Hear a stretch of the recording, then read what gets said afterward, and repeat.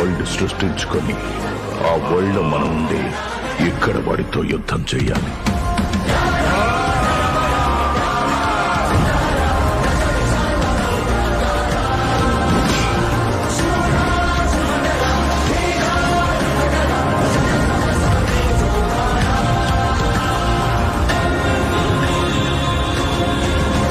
ఇక్కడ నుండి నీ కాలు కదలాలంటే అయితే ఏంద్రి ఇప్పుడు